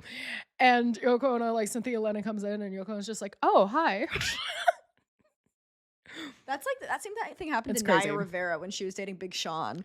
And she just like went over to Big Sean's apartment and Ariana Grande was just like on the couch and she was like, oh. Hey. Hi. Hey, how are you doing? Why are you here? Yeah.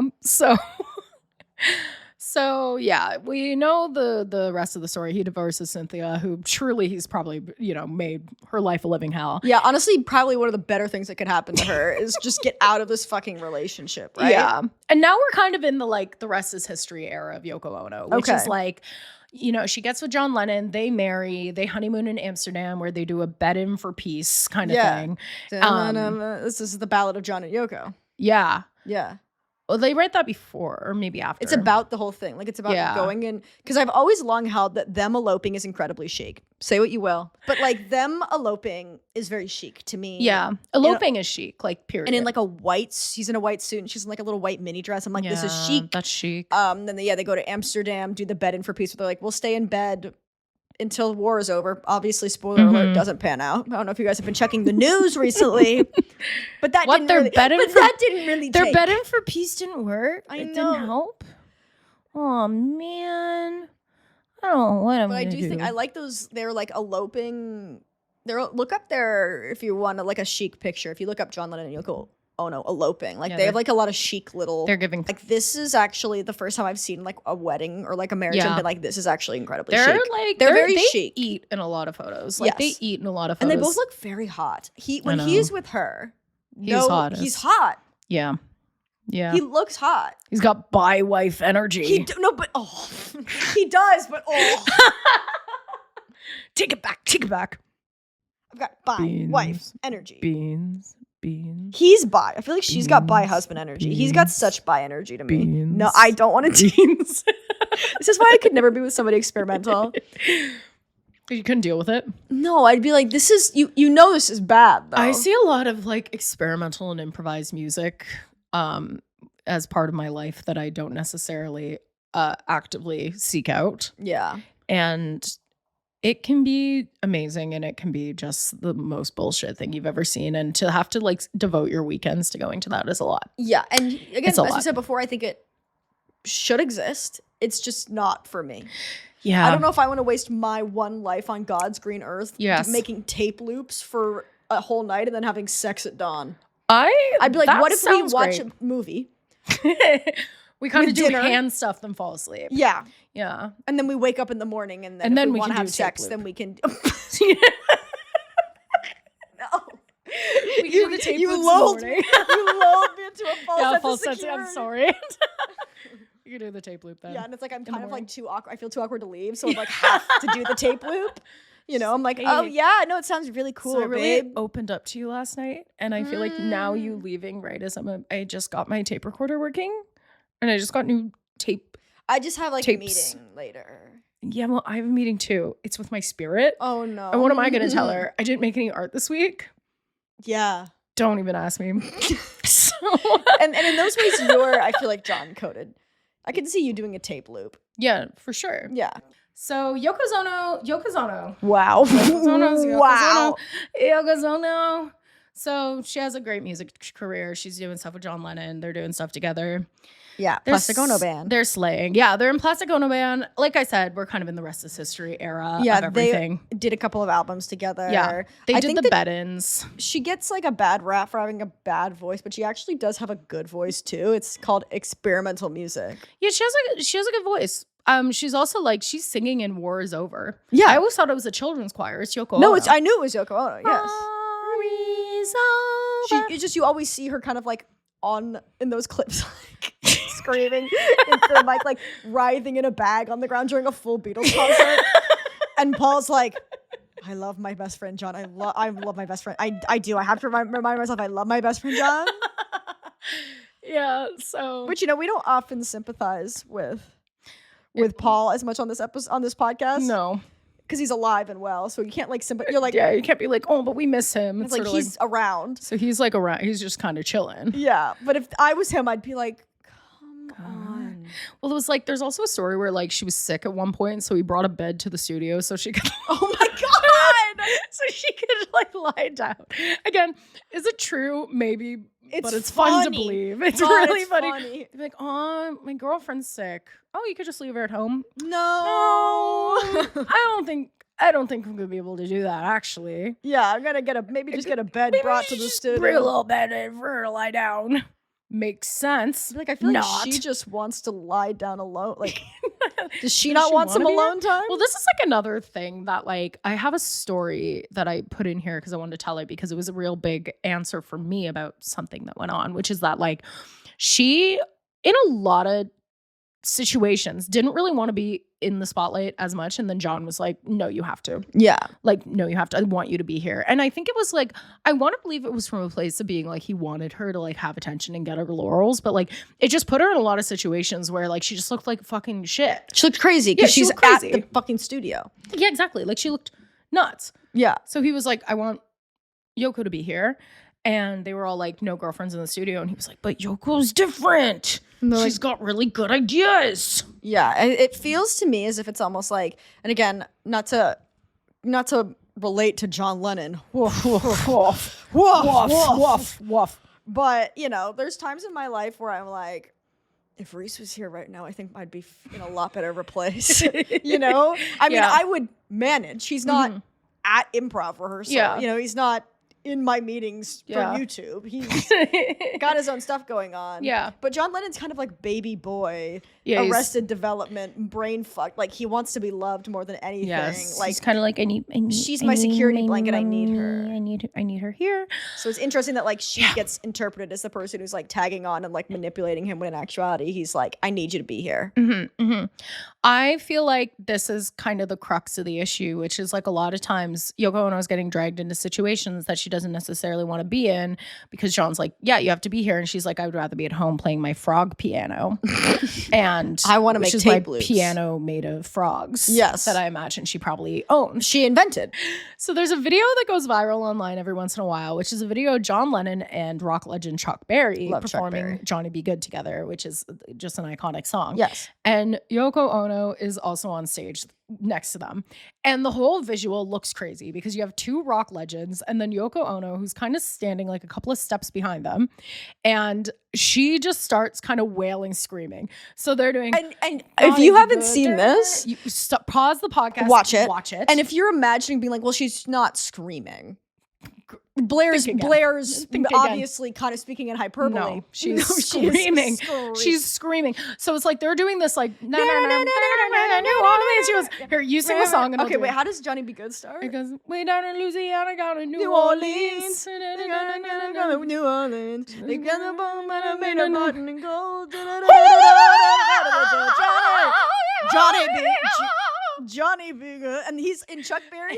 Chuck Berry side eyes her so hard. He's got like stink eye, and they cut her mic. Yeah, so that you can't hear it. And Chuck Berry's looking pissed. John Lennon, it's like he doesn't even notice this happening. Chuck Berry is like, I'm sorry, I invented rock and roll, and I have to do this. And I have to do this. Like, and you this know is what? Crazy. Not to come to her defense, to uncome to her defense, to go to her offense. Read the room. Well, okay, so here's the thing, because I was looking, I found this on a Reddit. What's the story here? I found this on a Reddit post because I was like, what was up? It was like a Reddit post that was like, what was up with Yoko Ono screaming? Yeah. And so basically during that, she wasn't supposed to go on stage. And John Lennon was like, you have to come on stage with me. Like, you have to come sing. And she was so overwhelmed and stressed out because she wasn't prepared to be on live television. So and at the time they were doing this kind of like very experimental kind of like scream singing thing. And so that's the only singing she like knew how to do. And that's kind of just like what she instinctively went to do. Yeah. Which sounded fucking crazy, but she was never meant to be on stage. John Lennon insisted. Yeah. Which is just like, that's not fair. That's not fair. Like, you are a legend of the Beatles performing with another rock legend, Chuck Berry. He's setting up to fail a bit. Avant-garde girlfriend. I know. That would be like, if I can't even think of like a comparable, but it would be like as if Picasso and Van Gogh were like making a painting together, and then Picasso brought in like a freaking like finger painting like slime artist from TikTok. Yeah, it's just like you're putting them in a situation where they're going to fail. Yeah, exactly. Like, so that's the story behind that, which I think was crazy. You should watch the video. It is objectively hilarious, and Chuck Berry is so mad. Yeah, he's so mad. No, he's so mad, and I get it. Yeah, I too would be like, no, respectfully, no. And his whole face just goes like, and if you can't see me, I'm doing wide eyes. She's doing a bit of a Chuck Berry stink eye. I'm doing a bit of a wide eye, side Chuck Berry stink eye.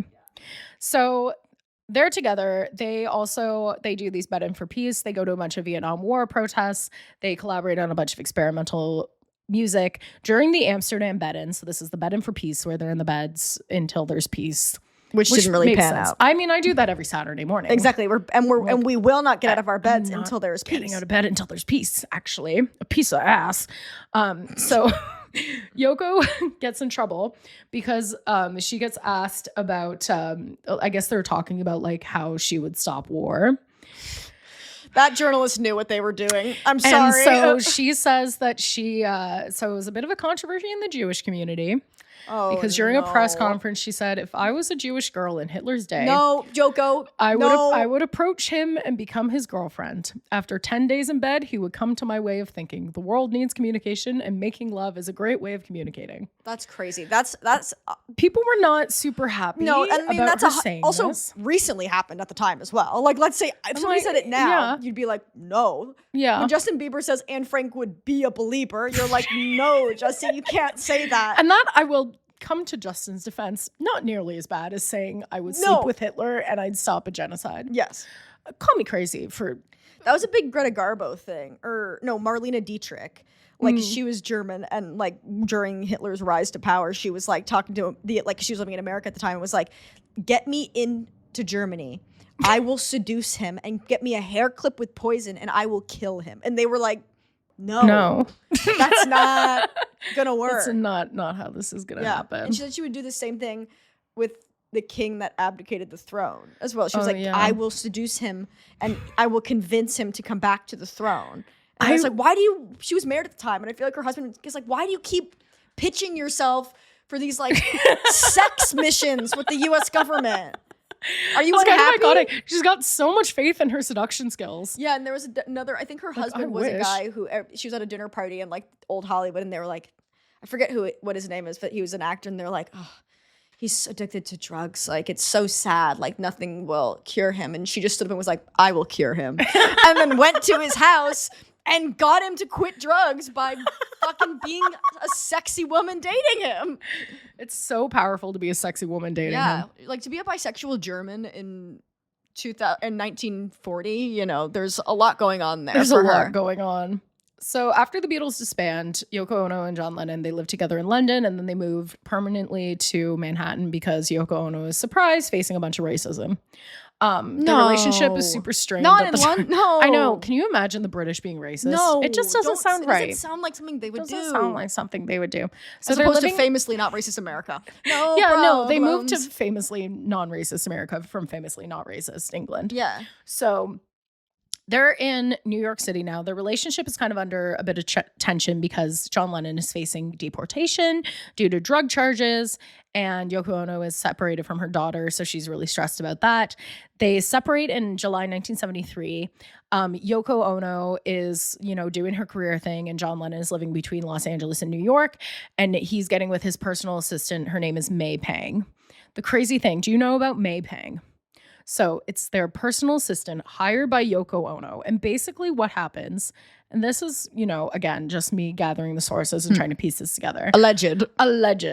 That Yoko Ono hires May Pang as their personal assistant and then sort of says, like, I want space from John so I can do my career stuff. Can you please just, like, be his new girlfriend? It's like seal of approval kind of thing. It was like, and so he's basically dating May Pang for 18 months. She's 23 at the time, was a personal assistant kind of thing. Yeah, it's nuts. And he calls this like period of like, I'm forgetting the name. It's like his like dark week or like his lost weekend or something. Okay. It's like lost week. There's some name that I'm going to kill myself when I remember what it is. But he's just basically, is he still on drugs? Is that yeah, he's just like super on drugs. He's super alcoholic. Obviously, he's horrible to May Pang. And Yoko is like calling them every day, checking in about different things. Like she still like has her hand in the pot, basically. Yeah. So in this 18-month period where he's seeing May Pang, Yoko Ono is like never really out of the picture. She's got her hand in the pot the whole time. She's calling them upwards of like 10, 15 times a day kind of thing to check in about different things. Like she really like has kind of like orchestrated a huge part of this because she's like, I just need some space. John Lennon really wants to quit smoking. And Yoko Ono at one point decides like, okay, I kind of want John Lennon back now. And she she calls him up and is just like, oh, I found a hypnotist that will help you quit smoking. Okay, and then they're back together? Pretty much. So that's wild. I didn't know that they weren't together for a bit and he just was dating the personal assistant that she like picked out for him, basically. Exactly. So he goes over to Yoko Ono and just kind of like ditches May Pang. May Pang is like, what's going on? Like when she calls Yoko Ono's like, oh, he just had a hypnotherapy session to quit smoking. He's exhausted. And then no. And then he reunited with Pang like 2 days later at a joint dentist appointment. What's the dentist? What is the deal? What is up with the dentist? The dentists are so prominent. Yes. It's insane. And then May Pang says that like he seems to like look so disoriented. It's like he's been like brainwashed. May Pang, I feel like, is just a girl caught up in like an unfortunate situation where she was being manipulative. But like, man, I would feel crazy too. Yeah, I don't think that he was brainwashed by Yoko Ono. I think that he might be exhausted because he's quitting smoking. Yeah, exactly. But I also understand feeling, I feel exactly what you said. I'd feel absolutely insane. I would feel freaking crazy. So then John Lennon says to May Pang, like, hey, my separation with Yoko Ono is now over, but like you can continue being my mistress if you want. And then that did not happen. Just so you know. Yeah. May Pang also super hot. I want to look her up after this. She's super hot. She's like very New York City cool girl. Okay, I'm excited. I will look her up. She's very iconic. Then Yoko Ono and John Lennon's son, Sean, he's born on October 9th, 1975. Following his birth, John Lennon and Yoko Ono both take a break from the industry. They're kind of chilling out. He's like, you know what? I'm going to get it right this time. Exactly. And nothing's going to get in the way of that. And nothing. I'm going to be with this child now for my whole long life. My whole long life. And then in 1980, John Lennon hears the B-52's Rock Lobster. And he's like, that sounds like Yoko Ono. And he's like, oh my God, her music has finally reached the mainstream. And so they start making another album, which is Twin Fantasy. Or Double Fantasy. I mean, I agree. And I support Yoko Ono. I don't know if I'm there with Rock Lobster sounding.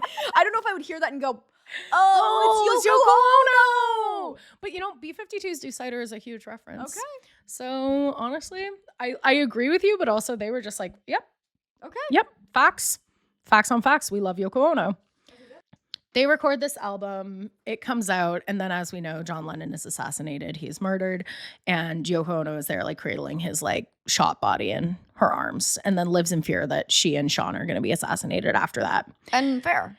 On account of the fact that he was killed. So, you know. Yeah.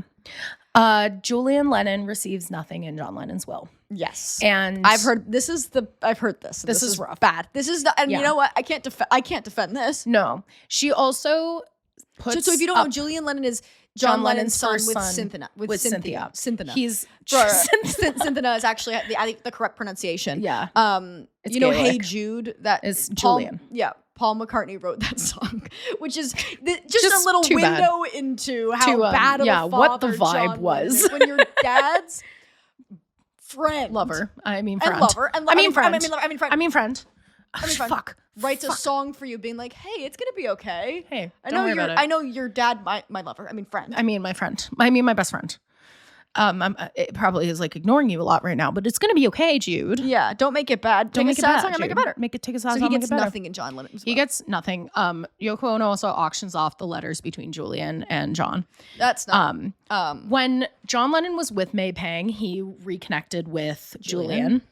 And also was like writing some of the best songs of his career, which is this like major kind of like criticism that like as soon as Yoko Ono was back in the picture, he had less connection with Julian. He started writing like music that is lauded as like not being as great. What did he write when he was with May Pang? That's a great question. I'll look it up to look this up, but beautiful, because that's about Sean. Yeah, exactly. So that would be later.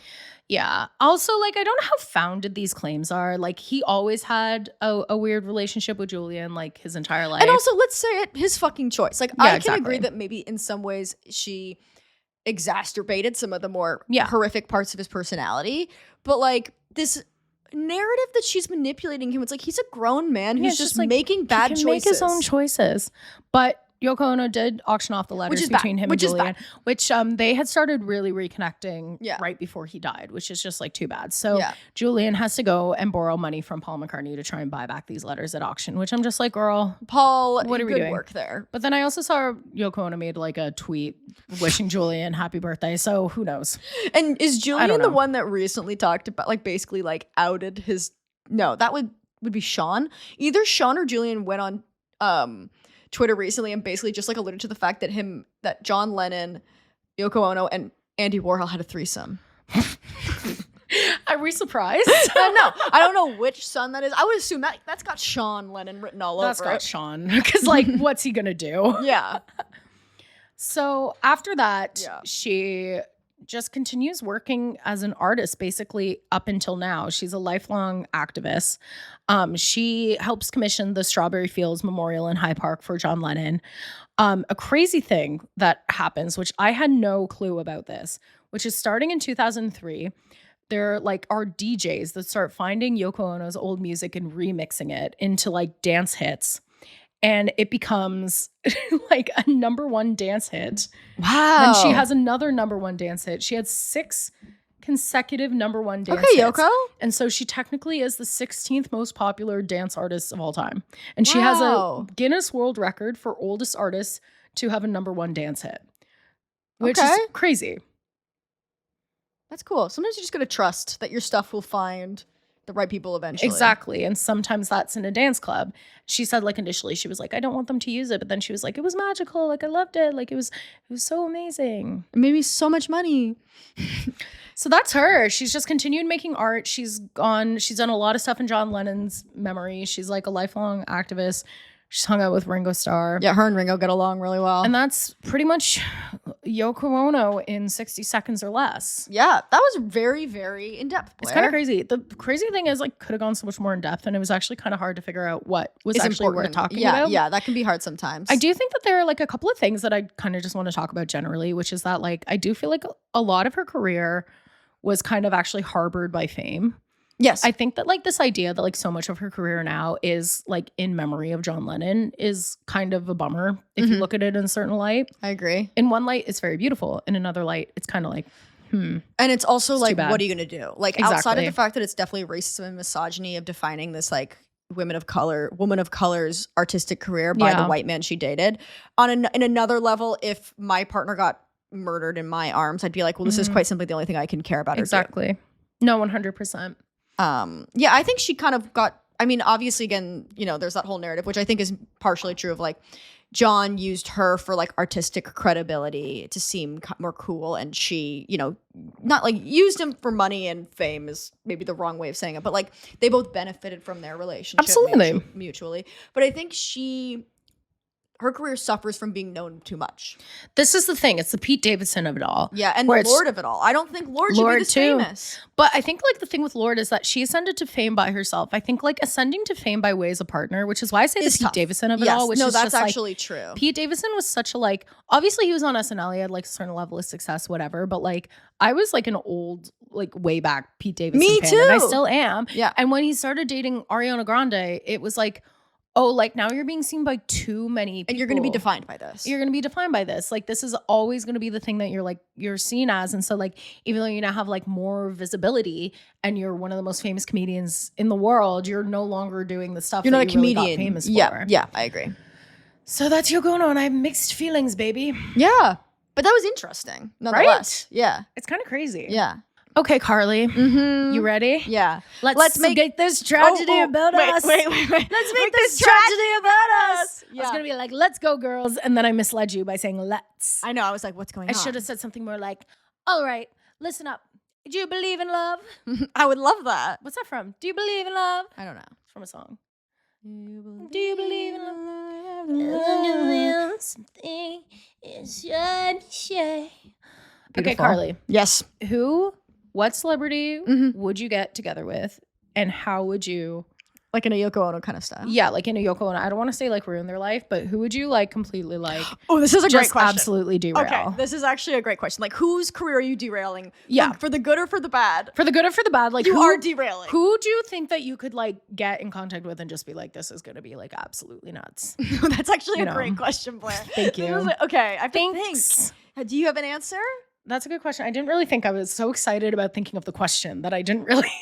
Yeah. Okay, wait. Let me. Because I do kind of hold my a belief in my core that if I was like kind of semi-famous, I do think I would be doing good work if I dated, especially men. I really think I could do like real personality, like real rehabilitation. Like people would be like, oh well, if he's dating her, he can't be that bad. Yeah. You know?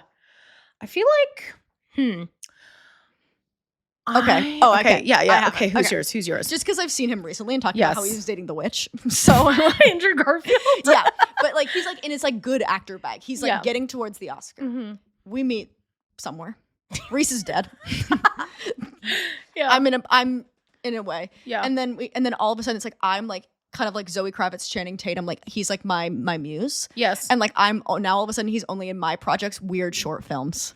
Yes. He's fucking crazy weird short films. He's only in like weird comedies. Yes. He's like hanging around comedies. Like alternative comedians and like podcasters now. And everyone's like, what is happened to him? He was like on his prestige bullshit and now he's like on Girl Historians, the podcast. Yeah, do you know what I mean? He's like guesting on other podcasts. He's like too accessible. Yeah. It's like weird because he's like in his 40s and truly just hanging around people in their early 20s. It's off-putting. Yeah. Career suicide. He's doing the worst work of his life. In his career when he's with me. He's doing like comedy, but not in his own instincts. Like it's not like good he's at hamming all. it. He's like hamming bad. it. It's rough. It's really, really bad. We break up. Back. Okay. Here's my answer. Yes. Kind of related to yours. Yes.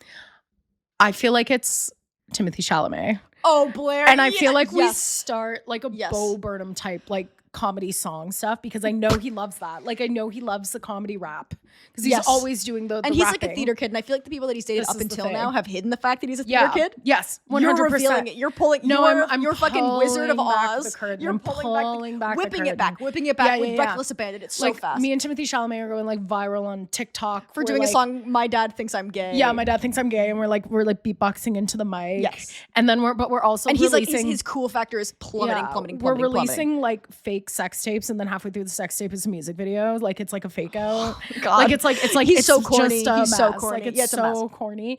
And then like about a year into our relationship, we both get cast in Into the Woods. Okay. And then it's just who is he really and bizarre. Who are you? You're Baker's wife or are you Little Red? I think I'm Little Red. Okay. And I think he's Jack, but he gets like into it. Like he's method. He's wearing little lad shoes. Yeah, and I get into drugs. Like I think it's hard drugs. And it's not on Broadway. It's off Broadway. But the tickets are so expensive. Yeah, it's one of those things. It's like that Cats that was in the ballroom scene where it's like it's Into the Woods, but it's taking place in a sewer drain. Yes, 100%. And 50% of the cast is stray dogs. Yeah, exactly. 100%. And it's like, but the tickets are really expensive because it's Timothy Chalamet and you. And you know those pictures of Shawn Mendes and Camila Cabello like doing pandemic walks, and they're just like 500-yard stare, raggedy clothes, like they look like they smell. Yes. Every day, you and Timothy Chalamet are doing those walks, and everyone's like, "What? Are they okay? What are they doing?" We're doing like surprise celebrity drop-ins at like open mic musical theater nights. Like we're just showing up and then we're doing like the entire intro of like Into the Woods to like promote our show. Yeah, that's good. But we like don't know most of the words. And like I'm like, oh, I really wish I could be there, but me and Andrew are doing a bit on the disaster. Yeah. We're doing a thing where we're both pubes. We're debuting our new character, Pube Boy and Pube Girl. Yeah, and you might think he might be Pube Boy and I'm Pube Girl. Pube Girl. You'd be surprised. You're Pube Boy. Yeah. That's the twist. Honestly, I know you would get so much hate for doing that, but wouldn't it be kind of a dream to just derail the career of a promising young man? It is. I think it's funny. I think that's it's objectively funny and in a way performance art. I think like you are lying if you don't think that Yoko Ono sat back and went, kind of funny. It's a little funny. It's a little funny what's happened here. Yeah. And I'm happy for her. Me too. And even though I feel a little conflicted about some of the stuff she's done. Yeah, I don't think you should make your husband's son buy back the letters between him and his father. I think that's kind of evil. That's when you're on your evil bag. Yeah, but also I didn't read a justification for it, but I can only imagine that the profits of peace were more important. Which again, I'm so lost about this.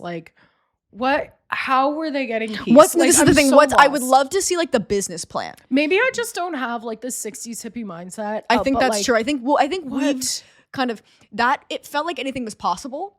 And then the world kind of came crashing down. So we're well, obviously you just being in your bed for peace is nothing. Yeah. But back then they're we can just donate the money to peace. And we're what does that mean? I get the press. I don't, I have a mental, other levels. Yes, block. I agree. I have a mental block. What's for the peace? Yeah, but how? How? What is it? What's the plan? Step by step. What are the action items to get towards peace? It's for peace. We're going to be in bed until peace happens. When is peace happening? But I don't think that you're actually listening. I don't think you're hearing because you're not listening. You're hearing, but you're not listening. You see, but you do not observe. Because if we stay in bed until peace happens, then peace will happen. It's okay. So what peace? Like what? You're getting too bogged down by the details. It's just peace is going to happen. Because I feel like you have enough power that you could be going to the Senate right now. You could be going to the Senate. You could be speaking on diplomatic issues. And that's not. You don't understand. This is the way we can get peace while remaining the center of attention and keeping all our money. And keeping all our money and staying in bed and ordering room service. Exactly. Because if I cannot have a over easy egg, then is peace really worth it? I'm campaigning for peace in my bed. Is it really worth it? Is it really worth it? Because I kind of feel like no. I kind of feel like no. I kind of feel like no. I feel like that's a great place to end. Yeah, that's great. And remember, never stop wanting peace. Never stop. And we will keep making this podcast. I can't wait to see my posture in this episode. I know. I think I did a lot of hunching, but that's okay. No, it's iconic. I think your organs are meant to be really crushed together. I think that's the way that they want to be. We are almost done summer school, we should say. Yes, we're winding down. So we'll be announcing the new season soon. Not yet. But I was telling Carley I'm trying to drop Easter eggs. So and go I'm to Blair's really Instagram and see her Easter eggs. I'm really bad at it. So don't expect. Yeah. I don't post enough on Instagram to do Easter eggs. You post so much on Instagram. Okay. You're always posting. No, I'm not. Yeah, you are. Grid posts? No. Oh, grid posts? Okay. I could do an Easter egg on my story, I guess. It's not the same. No, it's okay. Every time I do an Easter egg, I just give it away. I can't do hints. Yeah, you're like, guys, check out this Easter egg. Check out this Easter egg. It's a link to like my script that I written. A Google Doc. It's a Google Doc. It's a Google Doc. Edits on. Allowing anyone who wants to edit can anyone who wants to edit can edit. Share with anyone with a link. One day we should just post a blank Google Doc. And this is performance art. Yes. I'm on my Yoko Ono bullshit. Yes. And we just say whatever you want to post, whatever you want to put in here. Yeah. You guys write the script for a Girl Historians episode. It'll be open until next Wednesday. And whatever is in the script. Is that a fun? We can say like write your favorite fact and we'll read it and talk about it. Yeah, but whatever you want to do.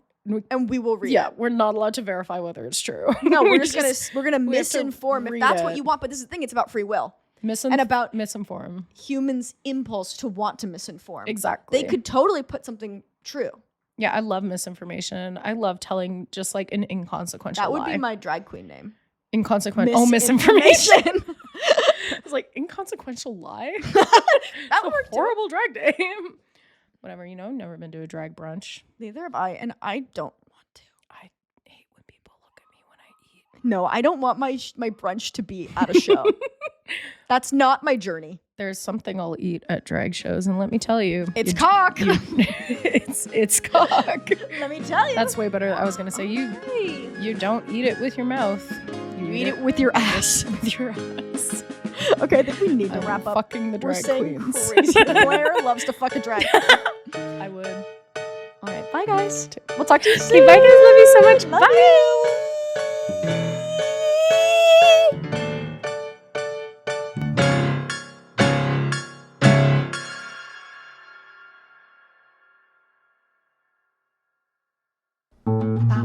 This podcast has been brought to you by the Sonar Network. Sonar!